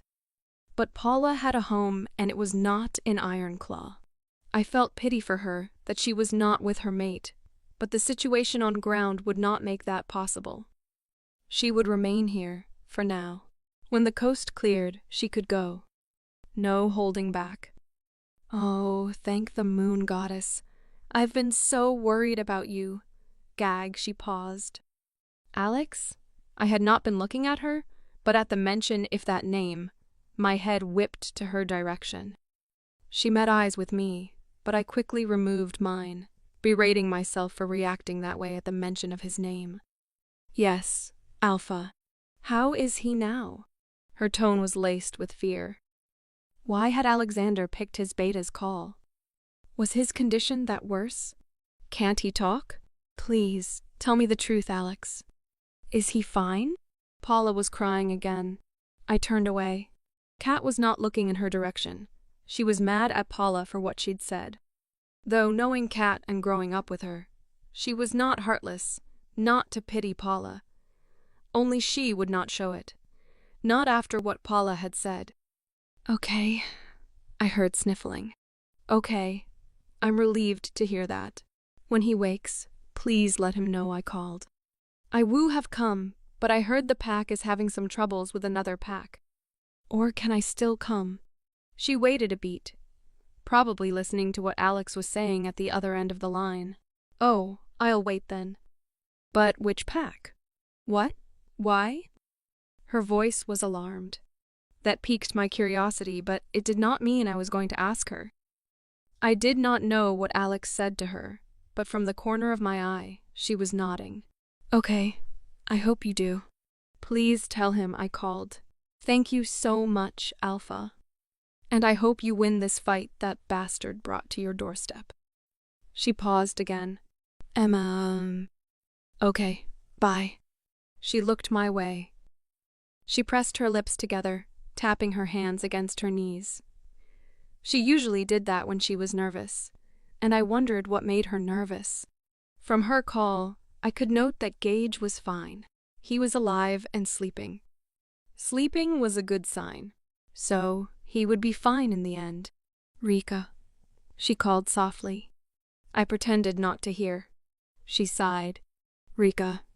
I turned to her. She attempted a smile. It was shaky, but I did not respond. She sighed again. Kat heard, but like me, pretended she had not heard the first time. Kat? Kat raised a brow. Yes, her tone was cool, coolly distant. I'm sorry, both of you. I'm sorry for what I said. That was inexcusably wrong and unjustifiably insensitive. She stood from her bed and walked to Kat's. She stooped and met our gazes. I'm sorry. I was just so scared and everything was just... I thought you just inexcusably wrong and unjustifiably insensitive. Kat tilted her head a bit, observing Paula's face with a serious expression. Paula exhaled, then nodded, raising her hands, showing sincere regret. You're right. No excuses, no justification. I'm giving none. I'm sorry. Are you sorry because you mean it? Or because you're relieved your mate is okay and the only way to tell us, mate less people, is to ask for forgiveness and then brag to us? Kat's tone had gone from cool to stern. That's quite unfair, Kat, Paula said, lowering her lash in silent defeat. Coming from you? Kat did not change her tone. I was already feeling pity for her, but I could not just forgive her if Kat was not ready to. It would make Kat look like the bad, unforgiving friend. I guess I deserved that. Her voice had gone low with sadness. Of course you do. Paula nodded solemnly. I know that. There was silence after that. I watched Kat and Paula. She was twiddling her fingers. Kat was watching Paula. Kat sighed. Just as you deserve to be forgiven, but I can forgive you alone. Rika needs to agree to have forgiven you too. Paula raised her head hopefully to mine. Kat stared at me. I smiled. I agree. I'm forgiven? I noticed her eyes brim with unshed tears. Yes. Kat and I chorused. Can I join you both? She stood, gesturing to the bed. We moved to make space so we would not have to sandwich Kat because of the state of her body. She hugged us both, but was careful not to make it a tight one. For Kat's sake. Relief flooded me. I hated quarreling with my best friends. So tell us, oh, smitten mate, how's Gage? Kat inquired in a funny voice. We rolled into laughter. The air was finally free from tension. Friendship and love for one another filled the room, bonding us tighter than ever before. Erika's POV. He's fine. I'm so glad he's fine. I was so scared. Her voice trembled a bit. I placed my hand on hers. You'll be fine. He will be fine. Yes, Rika. They will both be fine. Kat put in, eye-rolling. I playfully glared at her. Kat shrugged, a smile on her. I drew closer to hug her, a silent apology for what my brother had ignorantly done. I knew she was hurting bad. It's okay. I too will be fine. Kat assured. You're allowed to cry and hit things, preferably Jace. Paula said. Her laugh was broken, trying to see the humor despite the pain. Kat was not easily broken down, except it meant a whole lot to her. The last time I had seen her like this was when she lost her parents. She would always come to my place to forget, but would always end up crying. We had been young then, but not too young not to understand what it meant to lose a loved one to death. "I don't want to see him," she said, sniffling and wiping her eyes. "Why's that?" "He's your mate." Is because he's your brother?" She looked at me. I shook my head. "No, not at all, Kat. You know I'm here for you, anytime, any day. I'm on your side. But you know Jace. I did not know why I was propelled to defend him, but I was. And even I was angry with him. Yes, I know Jace, and that is the reason I won't wait for him." She adjusted her legs carefully. "How did you know about Tessira?" I asked. "I saw him standing by the river one afternoon. I was about to go meet him when I noticed Tessira run up to him. I waited to see. I did not want to conclude without having evidence. I could not really hear what they were saying, but they were quite cozy." Her voice quivered as her tone laced with pain. "I'm sorry." Paula rubbed her back. I frowned thoughtfully. Cozy? Were Tessira and my brother in a relationship? I did not want to think there was a connection between my position as the next alpha and the statement Elder Grigshade had said that day. The talk of giving it to my brother.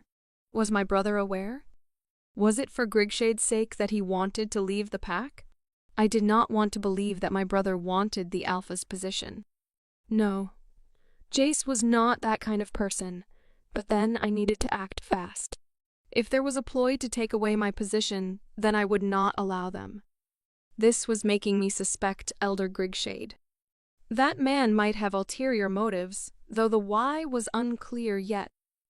"Girls, I want to do my coronation." I looked at both of them, wanting to know their reaction. "Kat's still in a bad mood, you know." Paula gestured to Kat. "No, I'm fine. It's just Jace. Nobody important." She wiped her eyes, then stared at me. "That's great news. I think it's about time. I'm sorry I got selfish, Kat. I should have thought of you. We should have finished. It's okay." She smiled encouragingly me. "Are you sure?" I felt guilty for trying forgetting about her problems and venturing onto mine. We all had problems, but at least I should have let her finish.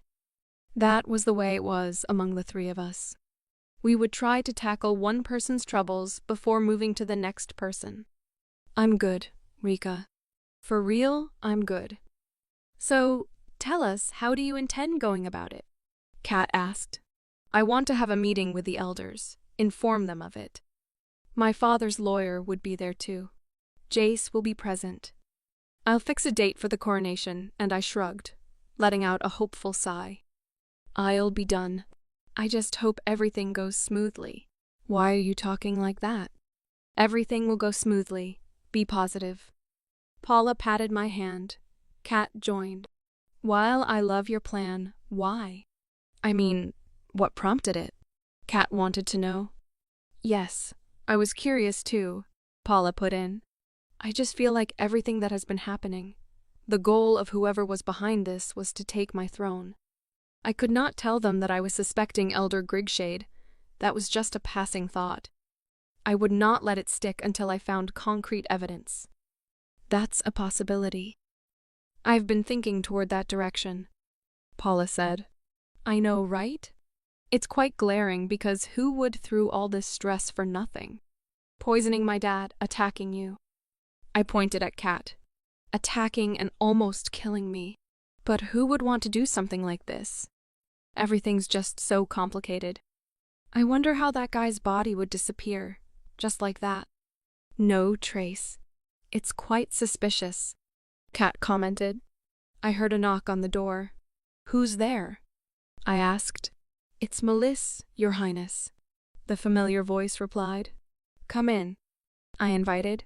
She opened the door and walked with a tray of food. Our lunch.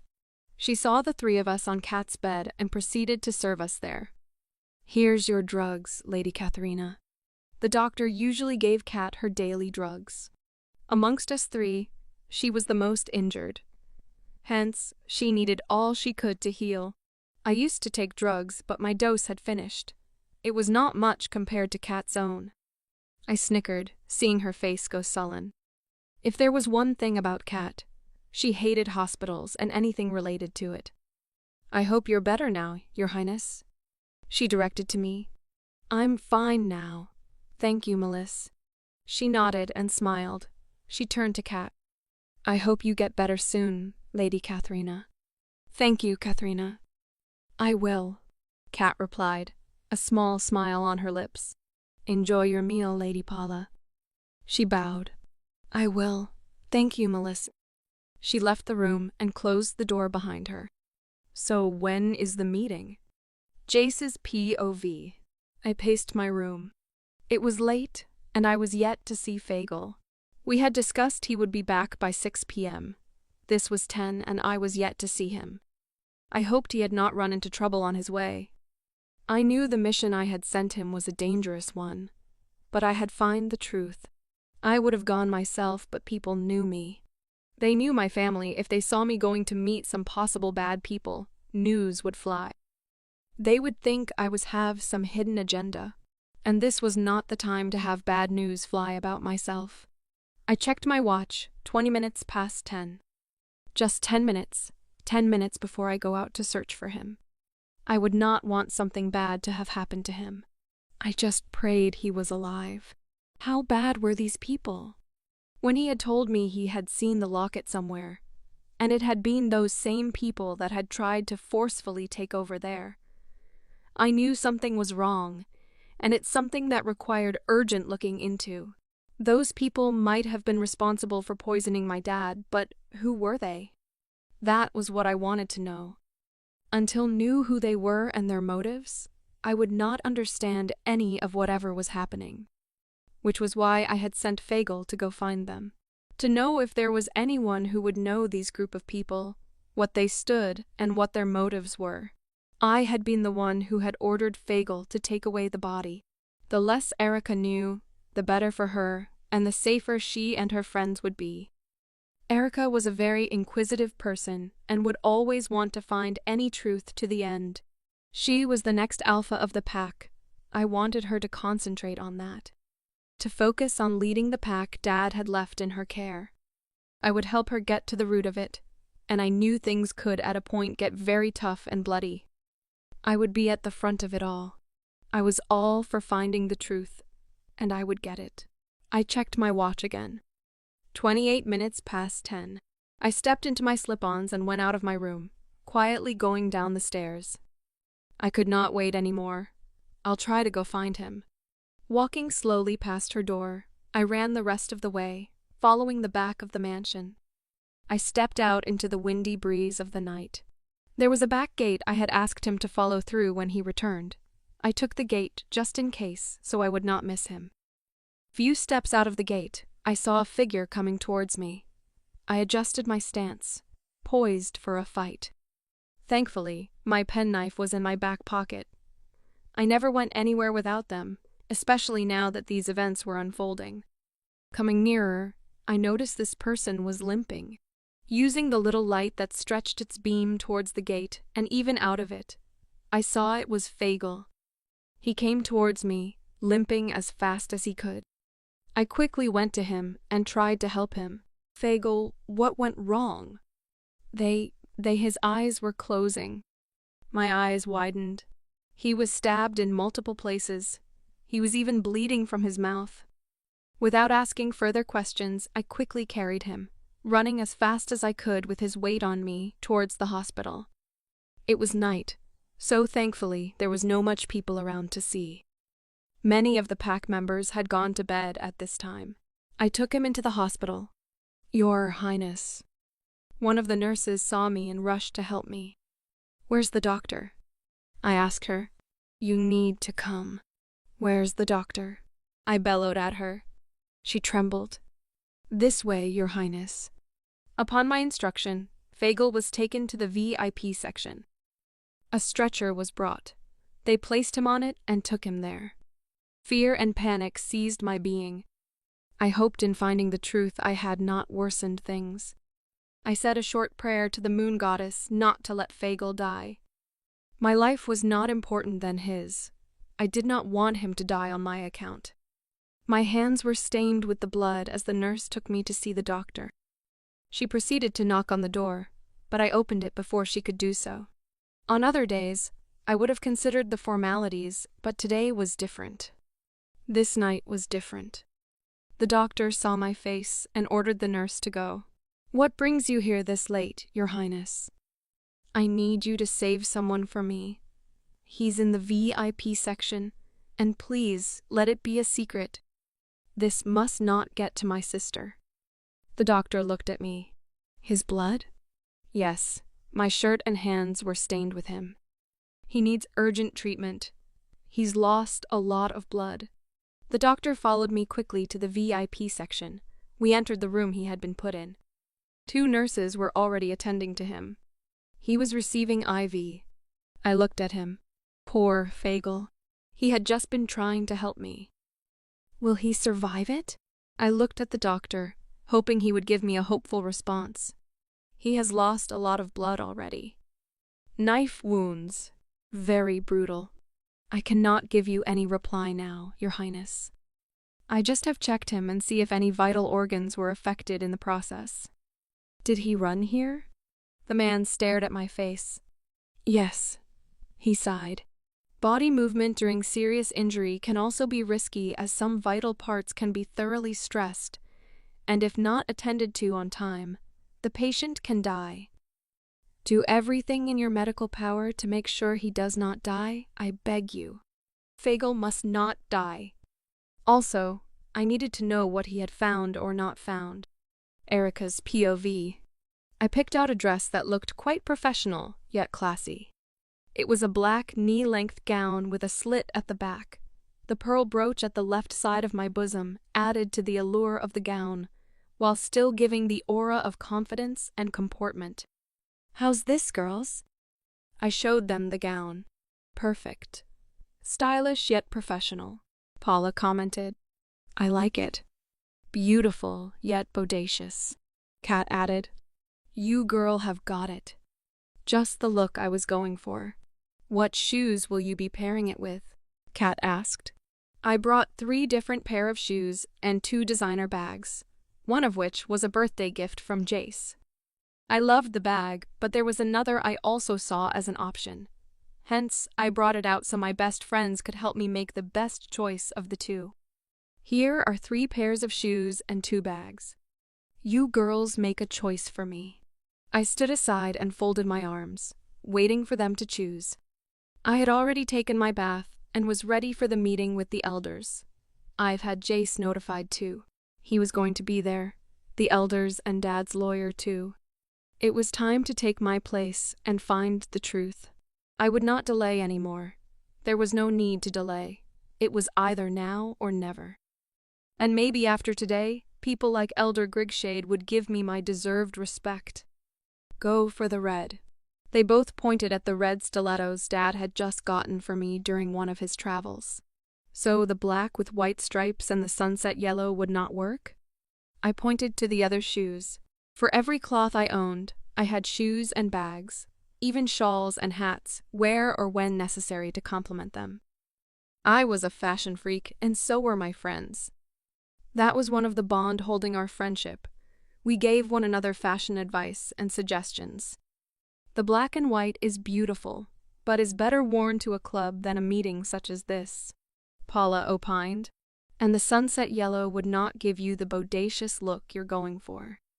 It's classy, yes, but not for this meeting. Kat contributed. Well, my fashion designers have spoken. The red it is. Now to the bag? The small red leather or the pearl-adorned black Swede purse. Both are very beautiful. Kat was in a quandary which to choose. I know, right? Paula sighed. Go for the one Jace bought for you. Paula pointed at the pearl-adorned black Swede purse. Kat, what do you say? Nice combination? I asked her. I agree with Paula's choice. I was even having a hard time choosing. Both are very beautiful. If I remember correctly, you have them same but in blue. Paula pointed out. Yes, Jace got 2. One for me, the other for Rika, Kat confirmed. All right, girls, it's time for me to get dressed. I began dressing myself. They, especially Paula, since Kat was still not fit to move around too much, helped me with getting ready. Paula was the best amongst us three with makeups, though that was not saying Kat and I could not make ourselves up. We could actually do something very nice on our faces. By the time I was done, Jace was knocking on the door. He came in at my invitation. He also looked dashing in his designer suit and loafers. "You look good, Erika," he complimented. "Thank you." Our relationship was still strained and tensed. The talk of him leaving was still parading the air, hovering over us. "Hi, Kat," he greeted. "Hi." Kat looked away. I saw his smile falter a bit, but he comported himself and smiled at Paula. "Hi, Paula. You look good, Jace." She smiled back. Knowing Paula, she was trying to lighten the mood, and also observing I and Kat's responses to him. She decided not to make him feel too bad. "Thank you, Paula." He nodded. Silence ensued in the following minutes of my final touch-ups by Paula. "There, you're all set." She raised herself to admire her work on my face. "Kat, you've once again proven your great magical artistry with your wand brush. O great mistress of rouge." Kat did a mock bow. Paula bowed back. I just chuckled. "I'm all set. Let's go," I informed Jace, who had stood patiently and quietly waiting for me. I picked up the purse. If he had taken notice of it, he did not say. "Okay." He opened the door for me, and I set out to what would be the genesis of my reign in Ironclaw. Any opposition in my way, I was ready to kick them out and keep moving. Our convoy was already waiting. One of the guards, immediately he spotted us, came to open the door if the vehicle I and Jace would occupy. Soon, we were out of the mansion gate, heading for the venue where the meeting would hold. "You carried the bag. It looks good on you," he told me. I spared him a cool glance. "Thank you." More silence. "I'm glad you're really taking this decision. I personally think it's about time," he said. "I think so too." Another long, tensed silence.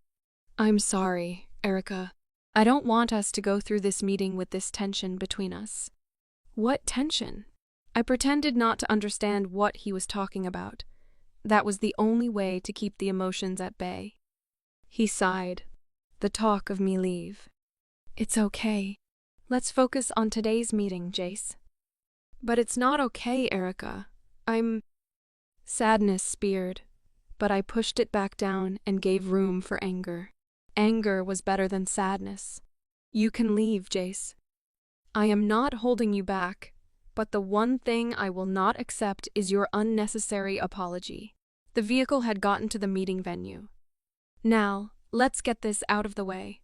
And please, play your part, not for my sake, but for the man that single-handedly raised us while running a pack and his many investments."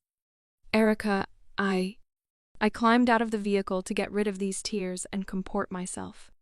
Damn Jace. I loved the bastard, but he had chosen his path. Well, it was time to walk mine. Serenity's POV. When Alex and I broke up, I had to leave the scene. To move away from him, then I knew little of myself. I heard he had found his mate, and immediately I was curious to know who she was, and what I found was shocking. And it had been more shocking to realize Alex had no idea who his mate was. A little more background digging, and I was ready to storm down and ask for what belonged to me. My birthright. And I would get it. By any means possible, I would get it. The plan was to first ruin his marriage with Erika. That plan had worked easily well. It had been too easy to break them up, especially as they were mates. But it was not my concern. I realized I was born for more, and only a great leader would go through any length just to register their fate and own it. I, Serenity June, was ready to own my fate, even if it meant dining with the enemy of my lover. I had Alex back, a very nice strategy. and I would make sure he never goes back to her.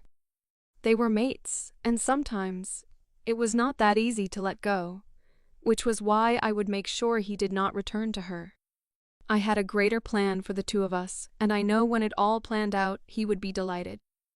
I would be more than delighted, because it would mean not just destroying those I loathe, but also taking my right back.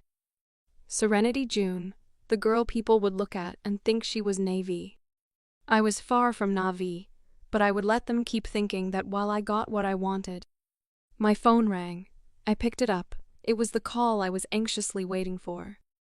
Yes, boss, we have found him. Okay, I'll be there. I ended the call and entered my vehicle. I was standing outside the gate of Alex's mansion, wearing a completely different look that would make it hard for anyone to recognize me. A short, curly pink wig, a leather overall, baseball cap, and boots. Alex was busy planning how to conquer Thunderpaw Pack with his beta. I smiled. Let them keep planning. At least it kept them occupied. They would not notice my absence for a while. Another thing was no one knew I could handle a motorbike. So many things they did not know about me. I walked down to where one of my men had parked. I entered and zoomed off. I got to the location. The greeting of good evening, boss. Where's my brother? He had been missing for days. They had finally found him, and I hoped he was alive. I needed him to keep this gang running while I kept my real identity hidden, just to make Alex not suspect me. And I hoped he had done the job well. The guy stood watching me, unable to say any word. I frowned. I know he has been missing for 3 days. But he's alive, right? He's alive. Still silence. All of the guys were silent. I pushed him. Where the fuck is my brother? He's here, boss. He pointed at a black bag. What? I covered a trembling hand over my mouth. I slowly walked to where the black bag lay on a table. With shaky hands, I opened the bag. A scream left my lips. He was dead. There was a stab wound on his chest. I growled in pain and anger. Where did you find him?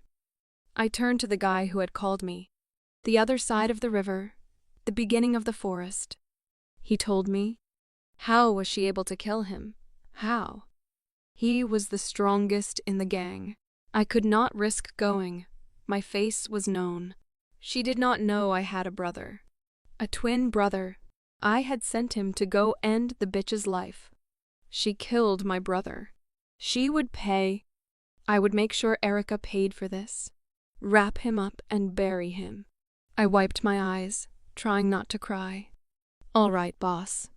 But there's one problem, he said. With red eyes, I turned to him. What is it? His locket is missing. Damn it. Did you guys check the place where you found his body? Yes, we did, boss. But we couldn't find it. Damn it. This was a very stupid job. We have been trying to keep our identity hidden. Why would you let this happen? I'm sorry, boss. Before you came into the picture, we never go on assignments with our lockets. We always leave it in the car. I don't know why he would do this. Boss, one of the guards came inside. He looked like he had been running. What? I snapped. Tate and Andy are dead, he informed. How? What was happening? Was my plan backfiring? Everything was supposed to be going in smooth motion. I saw them lying dead in the bush nearby. Lead the way, I commanded, anger surging through me.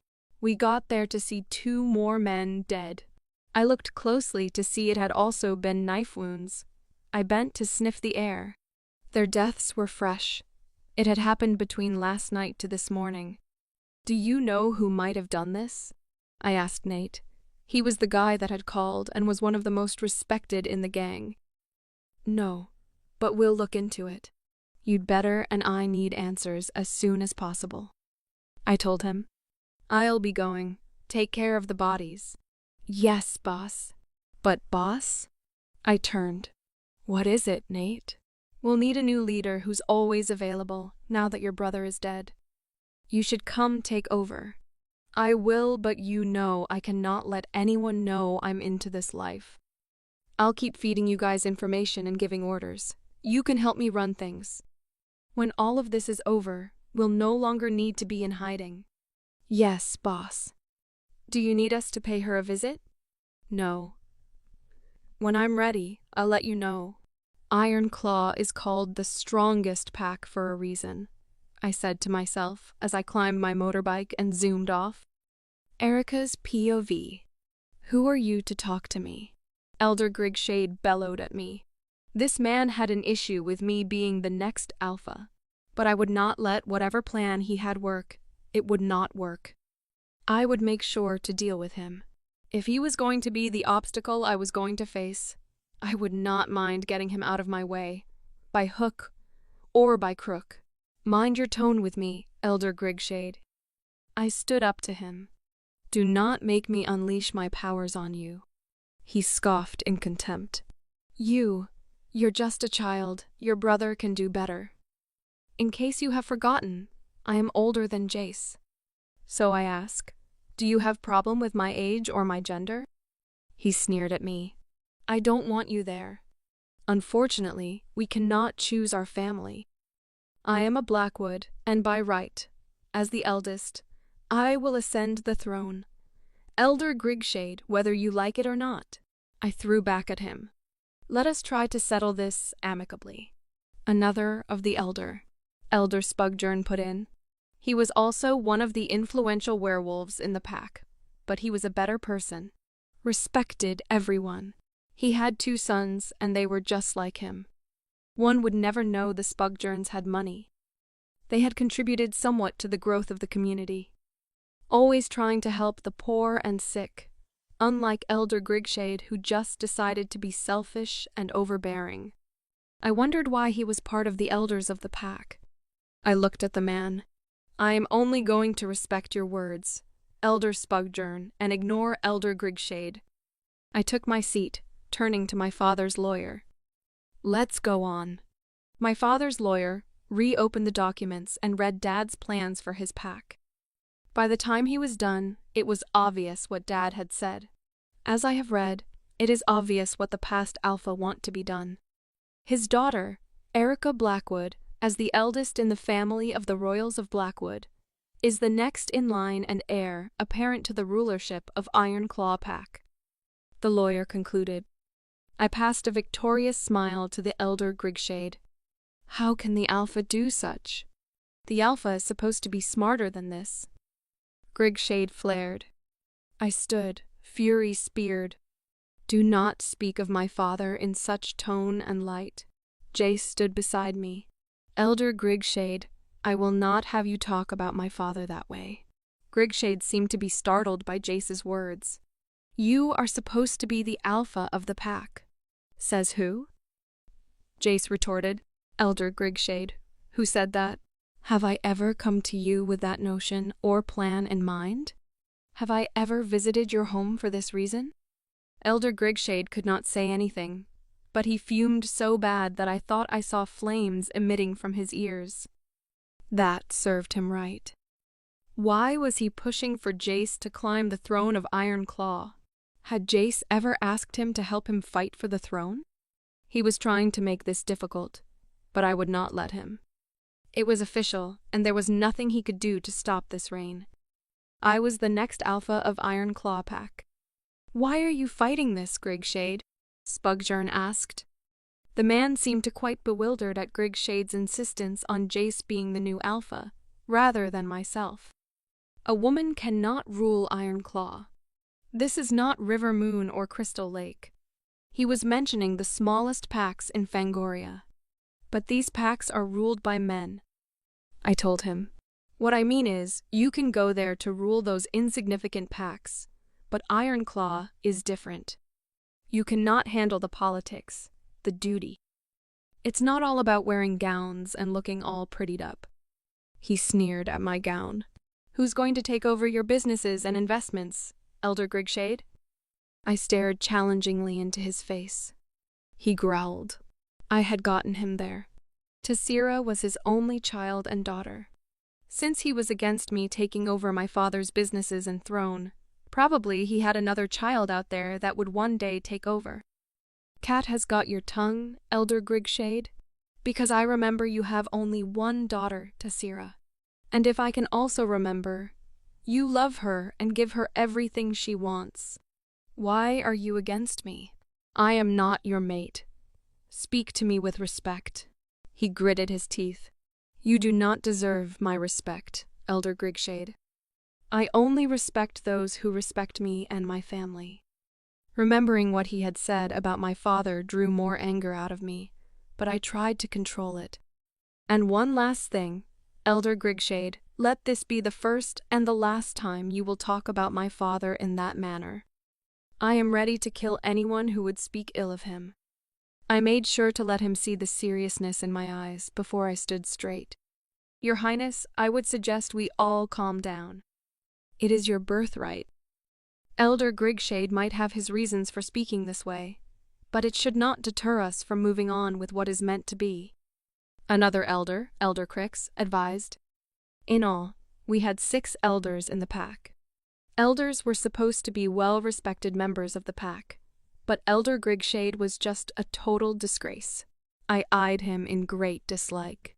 Like I had said before, this man was a suspect, and I would love nothing more than to be right about him. And if I ever discovered he was the mastermind behind everything that had been going on, I would deal with him. I would finally get back at him the way I had always wanted to. See you at the coronation, elders? I picked my bag and walked out of the place. Erika's POV. I was still ruminating over the events of the meeting and could not help but get angry whenever I remembered Elder Grigshade and his very obnoxious self, challenging me every step of the way. Who did he think he was? Some sort of a villain that would wipe me away from my own story.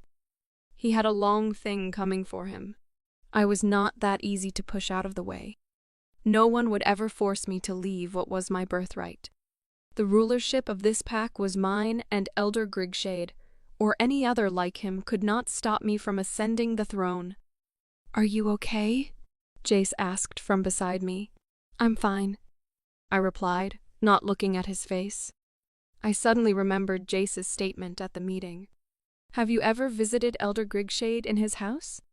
Yes. Why do you ask? What for? I turned to fully give him my attention. Jace had never told me this. What had he gone there for? That was what I wanted to find out. For a business deal, he replied, as though it was not a big deal. But for me, it was. It was a big deal. A very big deal. This was a man that did not like me. In fact, he hated me. He was trying to stop me from taking my birthright, so if my brother was having anything with such a man, I needed to understand what I was doing. What kind of business deal? I probed further. He looked at me. I would show you the documents when we get home. His tone was low but cold. No. Tell me now, I insisted. What is the meaning of this, Erika? He sounded insulted. The meaning of what, Jace? That I want to know what business you have with Elder Grigshade? Are you suspecting me? Do you think I want your throne? I do not care about your throne, Erika. He spat angrily. Then why are you not giving me a detailed response, Jace? What did you go to Elder Grigshade's house to do? I yelled back at him. I needed to know my enemies. I could not believe I would ever think of this with Jace. But these are very difficult moments. I had to know who was for and against me, and I said I will show you the evidence of what we discussed when we get home. Are you my enemy, Jace? What? The disbelief and shock on his face could not be more obvious. I thought I saw his eyes water, but he blinked and pressed his lips together in an angry line. Answer me. Are you my enemy? I had to ask this question. My heart was tearing in pieces. How did my brother and I become these people walking on eggshells around each other? What happened to loving and supporting each other? Jace was doing business with my enemy. That was hurtful. How could he have anything to do with Elder Grigshade and not tell me? When did he begin to keep secrets? When his company started up with Dad's own, he told me all about it. Whenever he went to meetings and other important business outings, he told me. I was his best friend, but how could I not know this? He never told me. So how do I trust him? How? If that had been up for debate, how would I have responded? I am not your enemy, Erika. He finally replied. Why did you not tell me about the business deal between you and Elder Grigshade? I asked, wiping tears and swallowing more that were threatening to fall. Is that necessary? He refused to look at me. Yes, I was angry too. And super scared. I tried to put a brave front because I did not want to disappoint Dad. Because this was my birthright. I was not stealing it from anyone. I was not trying to con anyone out of this position. And the only thing I wanted was for my brother to stand wholeheartedly by me. But how could he when he was dining with the very person that had chosen to be my sworn enemy? It's not. His eyes were filled with anger and disbelief. Yes, it is. Now answer me. He turned to me. Or what, Erika? Or what? As your alpha, I calm. Don't do it with me, Erika. He boomed with fury. The moon goddess knows I want nothing to do with your position or your title. If you also decide to give me nothing out of Dad's wealth, fine. I do not care, but do not try that with me. I thought I had a sister. His eyes went sad for a moment, but he toughened his expression. It became rigid. I thought I had a brother, too. But I never knew he would turn out to dine with my enemy. Why was I having this fight with my brother? Why? If only he would understand this from my point of view, we would not be here. I told you, didn't I? He hollered. Did I not tell you to let me go out of the picture? You disagreed, and now you're pointing fingers at me. Me. Erika, me. If I had anything to hide, why would I make that statement or stand up to me as I had? Huh? It is your turn, answer me. He looked as though he was about to spill tears, but was holding them back with every will in him. I swallowed back tears too. The car had stopped. We were in front of the mansion. He opened the car door and stepped out. I followed him. Then why didn't you tell me? The guards were looking at us. Tell you what? That I was plotting against you with Elder Grigshade? I did not say that. Our voices had brought Paula and Kat out. Kat was on wheelchair. But you implied that. You implied that. He looked at me. And that hurt more than anything, Erika. He left me, ignored Paula and Kat, and walked inside. Erika's POV. What was that about? Paula asked, following me as she pushed Kat back into my room. Nothing. It's not nothing, Rika, Kat said. We are way past this, Rika. Don't tell us nothing. Paula's tone was firm. Left in just my lacy pant and matching bra, I collapsed on the bed, covering my face as tears fell more. Can you just say something? Kat's impatience seeped through her words. What do I tell them? How do I begin to explain what had happened? How had it gone from me being angry at Jace, and giving him the silent treatment to us quarreling heatedly on our way back? I had not asked a bad question. I was just curious, and I was honest with myself. I was also suspicious. But who would blame me? I had every right to ask that question. I had to know. It was either that or I would just keep being confused. Why had he picked a fence? If he had nothing to hide, why did he not answer the question? And why had he not told me about it? He had said he had evidence, but I did not think that was true. I did not believe him when he said he had evidence, but I did not think so, for some very strange reason. Was I being inconsiderate and too harsh? Was I being insensitive and crazy in my thoughts? There was a war going on. All these events were telltales that a war was brewing, and to fight it, I had to know who was on my side. The bed dipped beside me. From the scent, I knew it was Paula. I could tell my friends apart even blindfolded. I was not in the mood to talk to her or anyone. I wanted to be left alone. What is wrong? She asked again. Nothing, I replied. Do you want Kat and I to leave? Because we do have houses, and even if I can't go home, I will go stay with Kat. The annoyance in her voice was quite obvious. Are you threatening me? The both of you? I looked at them both. It's not a threat, Erika.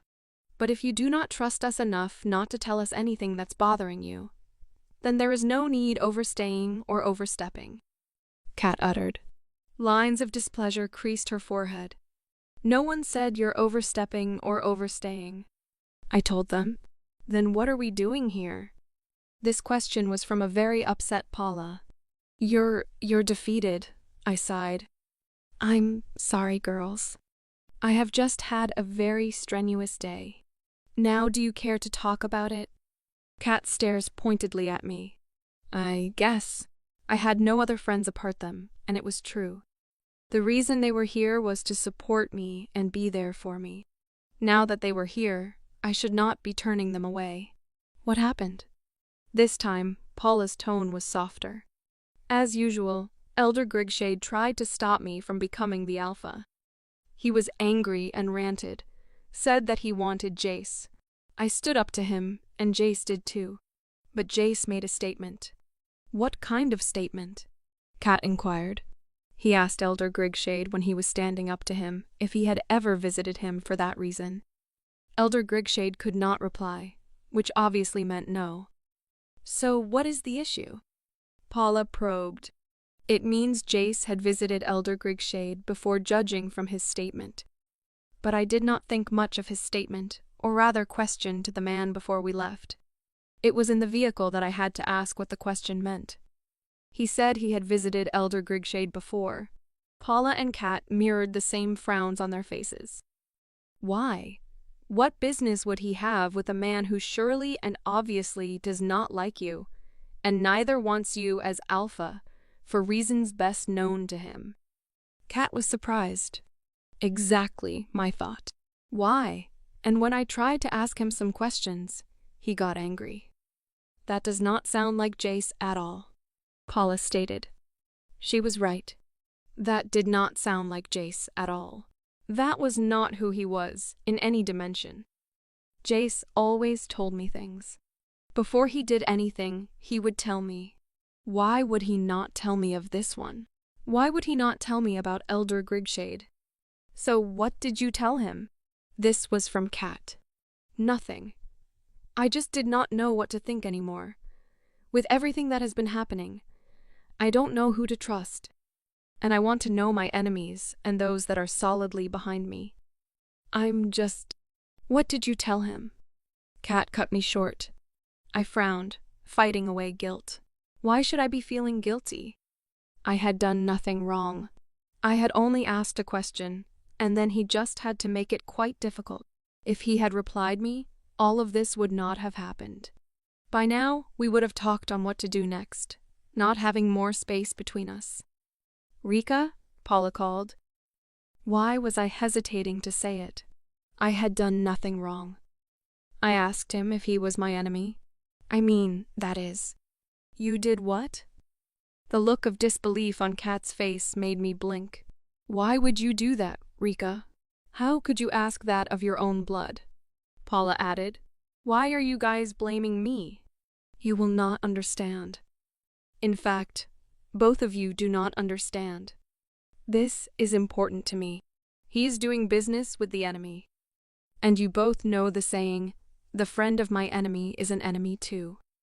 And you applied that to your brother? Your blood? Kat looked appalled. I am disappointed, Rika. Really disappointed. Paula was not yelling as Kat was, but it still had the same effect on me. They were blaming me? Erika's POV. How could you two blame me? I was shocked. Why were they blaming me? They did not even understand what was going on. How would they when it was not them being affected? You said very wrong things, Rika. We're your best friends, and we would tell you the truth, Paula said. What truth? Do you guys know what I have gone through in the hands of Elder Grigshade at the meeting today? There is without doubt that the man wants me dead if possible. And then I find out that my own brother is doing business with such a man. What kind of business? You both just agreed now that he has never done that before. You both agreed that the character was unlike him. So why was this particular business different? Why? I ranted. I was having enough on my plate to want to add whatever my best friends were dishing right now. They said they had come to support and be with me. Why would they try to blame me? For what? What had I done? What was my crime? Because I asked a question? As much as we understand you, Rika, you still do not have the right to tell Jace what you did. When you asked him what kind of business, what was his response? Paula laid a hand on my shoulder. He said he would show me the documents as evidence, so I would see for myself. I begrudgingly replied, "What did you tell him?" This was from Kat. She seemed to be the most angry one over what I had done. Was she doing this because Jace was her mate? Or because she personally thought I had done wrong? I said he should tell me himself. I might had overreacted there, but like I had asked before, who would blame me? I had a pack to rule, my father's legacy to continue. He entrusted me with these things, and now I had to go through all these challenges while he kept battling for his life. I had no idea if he would survive it. I had no idea to know if I would ever hear him laugh again or be strict with Jace, and even though we were no longer young pups. You should have just been patient. You sounded like you don't trust him, and anyone in his shoes would be angry. Jace has never planned evil against you and never will. Paula reasoned with me. Kat was not saying anything. I wondered what was going on in her mind.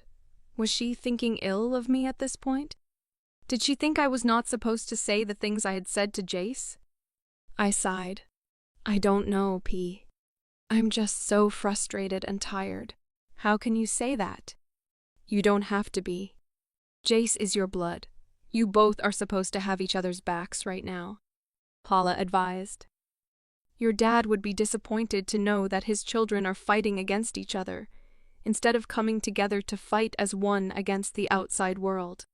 You're the eldest. You should do better. I'm doing my best. I was on the verge of another tears. I blinked my eyes to ward off the tears. Truly, if Dad were to be alive, he would be disappointed. He had always taught never to fight against each other, especially when it concerns other people. That we were always supposed to find peace and draw strength from each other. I know you're doing your best. We know that, but you can do better. Emotions do not need to get the best of you. Kat was still quiet. What was going on in her head? Was there something she wanted to talk about that she was reluctant to? But I felt he should have told me about any business, especially between him and Elder Grigshade. I looked at her, my eyes pleading for understanding and support. P. That man hates me. He wants me out of the way for Jace to take over. Yes, I know Jace does not want the position, but doing business with a man that hated his sister? How do you think that paints me? I understand. But do you think it's possible he's angry right now because his daughter Tessira is still in your custody? Paula asked. I had even forgotten about that girl being in my custody. She had actually done nothing wrong. I had no evidence to hold against her that she had sent that strange boy to come after me. I have even forgotten that she is in my custody. I sighed in tiredness. Maybe releasing her is one way to go, she advised. Paula was the only one acting concerned. Kat was just aloof and quite distant. I'll do that. About Jace's business with Elder Grigshade. Do you think I should stop him from associating with the man? It's too risky, Paula. I cannot risk being the alpha and also allow my brother dine with the enemy as his business partner. If you were in my shoes, would you have allowed it? I wanted to know, but in every honesty, that did not sit well with me. Maybe I would have to stop Jace from going further in any business with Elder Grigshade. If he truly wanted to help Dad and me, he would stop it. He would cancel whatever business deal and stand by me to fight. I know he was with me and was ready to fight alongside me. If he continued being business partners with Elder Grigshade, it'd Eli be difficult to stand against my enemy and fight him. You need to go meet Jace. You owe him an apology. He has done nothing but stand by you. Do the right thing. Kat finally spoke. I guess she was angry that I had spoken to her mate that way. I looked at Paula. She nodded. Go find out what business it is. The evidence will your fears and help you decide what action to take next. All right. Encouraged by their words, I rummaged through my closet, found a pair of gray shorts and black tank top. Clad in them, I slipped my feet into my slip-ons to go find my brother. I climbed upstairs to his room. I noticed something was not quite right immediately. I held the handle. I opened the room and gasped. Erika's POV. I ran inside the room, my heart beating in my chest. My vision got blurry. My knees wobbled. Oh, mother of the moon, what have I done? Where was my brother? Where was Jace? His room was quite big, so maybe he was hiding somewhere. This was some sort of prank. Just as it used to be when we were pups. He would run into his room for a hide and seek. I usually hid in his room too, especially when Dad was the seeker. It would take time for Dad to find us, so maybe that was happening now. Jace. I ran into the bathroom. Nobody was there. Jace. I made a beeline for his private library where he slipped into whenever he did not want to be disturbed. It was his cocoon of solitude, and once inside, nobody dared disturb, well, except for Dad and sometimes me. Jace. I refused to look at the closet that was telling me the truth. No, it could not be. He could not have just left. No, it was just my eyes deceiving me. He was here. Somewhere. Jace. But even as I argued with myself, the harsh reality would not go away. Jace was truly gone. He had left. So fast. It had been barely an hour we returned home, and he was gone. I sank to floor, bawling my eyes out. I looked around the room. Would he ever return? Where had he gone to? I looked at the door of the library. It had been ajar when I had gone in now. It was wide open. His favorite place to be. I raised myself from the floor and went into the library. It was also his private office. More tears filled my eyes as our last discussion replayed in my head. He had felt bad because I had accused him. I had indirectly accused him of teaming up against Elder Grigshade. Now that I thought about it, I felt bad. Very bad. But why would he go? He just left me all alone to deal with all of this? I sank depressingly into his chair and swung around, watching the rows of books and articles on his very extensive shelf. On his table before me was empty, void of any book. I stood and walked to the floor-to-ceiling windows that brightened the room with the curtains were fully drawn. Right now, it was half drawn. I stared through the window. I could see the river from here. Memories filled my head. A silent sob broke out. I had handled things badly, and now he was gone.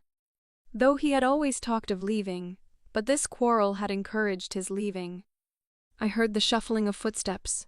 I turned to see it was Melissa. Your Highness. She bowed. Melissa was more or less my personal maid, not to say other maids did not attend to me, but for some reason she always seemed to be around more than the others. Moreover, I liked her personality. Sometimes, when I was down, she would come see me. Everything okay, Melissa? I turned to face. She took notice of my tear-stained face. A frown appeared on her face. Are you fine, Your Highness? I had almost forgotten I had been crying. I quickly wiped tears away, though they were dried. No, I'm fine. But you're crying. She looked quite worried, and concern flickered in her ice-blue orbs. I managed a small smile, trying to tamp down tears that were threatening to rise up again. I hated that I was showing weakness before my mate. I'm fine. She seemed unsure of what to say next as disbelief and curiosity edged her pretty facial features. What brings you here? I asked. How had she known I was here? Or maybe she had gone to my room and met my best friends who might had told her I was here. I came to tell you that Elder Grigshade is here to see you. She was still searching my face as though the reason behind my tears would be found, or written boldly by any chance on my face. She was worried for me. It was boldly written on her own face. I frowned. Elder Grigshade? Why? We had just left the meeting venue not quite long. What did he have to say to me that he did not say at the venue? Or was he here to cause another scene? I did not have time for any of his shenanigans right now. Yes, Your Highness. Her face was still on mine. Why is he here? I asked. I have no idea, Your Highness. He did not say? I was still surprised why he was here, because I had no business with him, or anyone that warranted his coming here to see me. He was an elder of the pack, but he did not have any business here until I was officially the Alpha. No, Your Highness. He did not say, she replied. How did you know I was here? I went to your room to look for you, but I could not find you. Your friends told me you had come to see your brother. I came here. How did you know I was in the library? I already know, His Highness. Your brother was no longer in the pack, so I thought I heard noise in the library, and decided to come check it out that you might be here, she explained. I nodded. I thought as much. All right, go tell Elder Grigshade I'll be with him soon. Okay, Your Highness. She nodded, and I was alone in the room. I did a slow turn to give the room one last look. I swallowed another stream of tears. My eye caught a paper stuck between a book. It was quite out of place. I stood out to me. Curious, I went further to check it out. I slipped it out of the book. It read, "If you find this, know that I'm gone. I have no need for your position. It's better I'm out of the picture so you don't keep seeing me as an enemy. Your enemy. As for the evidence, check the second drawer. Till we meet again, Jace." My hand trembled. Tears fell on the papers. Till we meet again, his words. Did it mean I would likely never see him again? Controlling the urge to sob loudly, I went to the drawer and pulled it out. I saw a file. Comporting myself so I could understand what was written in it, I wiped my eyes, opened the file, and went through the content. My eyes widened in shock at what I was looking at. What in the world? Elder Grigshade's POV. Ever since the Alpha went into that accident, I could not sleep well. We had done a business deal, one that had quite been successful, and he had passed it on to Jace, his son. I wanted Jace on that seat for a reason. No one knew I had personally talked to the Alpha few days before his accident. He had told me to take care of his children, Erika and Jace. There were some bad things happening, and I had feared for the Alpha. Though he had not told me exactly what was bothering him, I had knew he was in trouble, and if was not taken, he would lose his life. But I had not foresaw it to be this soon. He had passed the business to Jace, which was why Jace and I worked in secret. The Alpha did not want his daughter to know about it, for reasons known to him though. But I could understand him to an extent. It was not the kind of business a woman could handle. Even my daughter Tassira would not be able to handle it. Hence, she knew about the other businesses, but not this. It was too risky, which was another reason why I did not want Erika to seat on that throne. I did not hate her, but my butting of heads with her was the only way I knew I could protect her. But the moon goddess knew she was stubborn. She was as tough as her dad. I had told Jace to go up against her, but he had refused. He had no idea why I so badly wanted him on that seat. He was not in on anything. He was not aware of this business until it had flourished, and the Alpha introduced him to me. The guy had great business sense and was a very smart young man. And to me, anyone who could handle a business could actually be a ruler. I had watched him lead while others followed. It surprised me why he would not want to go against Erika. I had my fears for Erika, and I would do anything within my power to make sure she did not become the Alpha, else she might end up like her father. She said she'll be with you soon, Elder Grigshade. The maid I had asked to get her for me reported. I nodded. All right, I'll be waiting.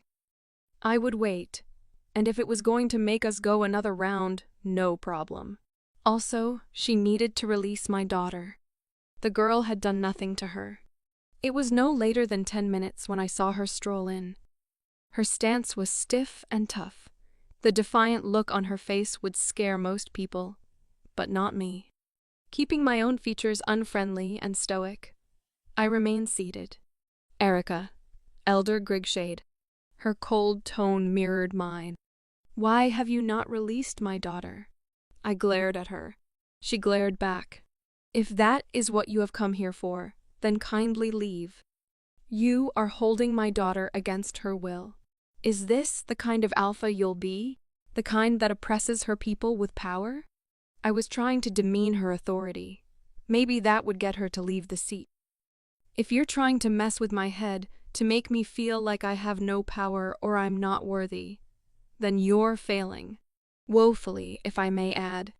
The steel determination in her voice was unmistakable. Do you realize that an alpha also exhibits respect to her subjects? And the elders are part of the subjects? I quirked a brow. She quirked hers too.